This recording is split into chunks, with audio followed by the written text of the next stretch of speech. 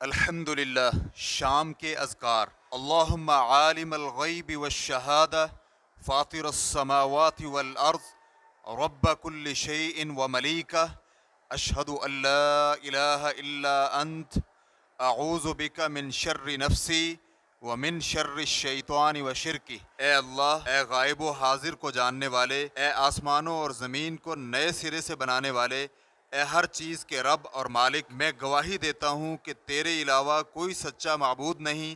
میں اپنے نفس کے شر، شیطان کے شر اور اس کے شرک سے تیری پناہ میں آتا ہوں۔ رضیت باللہ ربا وبالاسلام دینا وبمحمد نبیا۔ میں اللہ کے رب ہونے پر، اسلام کے دین ہونے پر اور محمد صلی اللہ علیہ وآلہ وسلم کے نبی ہونے پر راضی ہوا۔ جس نے صبح و شام یہ کلمات 3 دفعہ کہے تو اللہ سبحانہ و تعالی اپنے اوپر واجب کر لیتا ہے کہ قیامت کے دن اسے راضی کرے۔ یا حی یا قیوم برحمتک استغیث اصلح لی شانی کلہ ولا تکلنی الی نفسی طرفۃ عین۔ اے ہمیشہ زندہ رہنے والے، اے قائم رکھنے والے، تیری رحمت کے ساتھ ہی میں مدد مانگتا ہوں، میری مکمل حالت درست فرما دے اور مجھے لحظہ بھر بھی میرے نفس کے سپرد نہ کر۔